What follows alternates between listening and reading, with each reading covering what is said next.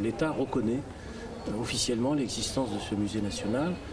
Le paradoxe, c'est que ce musée a été effectivement ouvert il y a une dizaine d'années. C'est un musée qui avait été voulu par Jacques Chirac à l'époque, et avec Jacques Toubon qui avait porté le projet il y a une dizaine d'années maintenant. Mais ce musée national n'avait jamais été inauguré jusqu'à présent.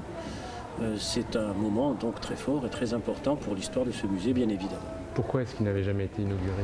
Peut-être parce que la question de l'immigration reste une question polémique, une question brûlante, qui entraîne des clivages sur le plan politique et idéologique. Donc il y avait peut-être cette réticence à vouloir privilégier, disons, une partie de l'histoire française au détriment de l'ensemble de cette histoire.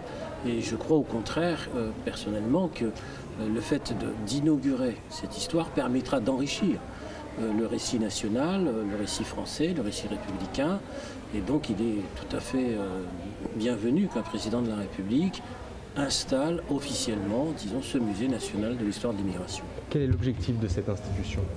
Alors l'objectif de cette institution, c'est de montrer aux Français, à tous les Français, ce qu'est l'histoire de la France au XXe siècle, puisque c'est essentiellement centré sur l'histoire du fin du XIXe et l'histoire du XXe siècle, de montrer à tous les Français en quoi les immigrations ont contribué à construire la France moderne sur le plan économique, sur le plan social, mais aussi un enrichissement sur le plan culturel. Il y a une exposition en ce moment, par exemple, sur les créateurs de mode étrangers qui ont fait la haute couture en France.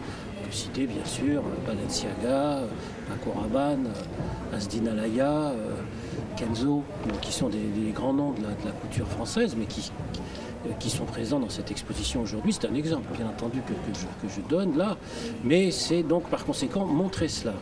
Et à partir de là, peut-être espérer que les regards qui sont portés sur cette histoire soient moins empreints d'agressivité, moins subjectifs. Il faut essayer de passer peut-être de cette représentation négative à l'histoire, tout simplement parce que ça fait partie de l'histoire de France.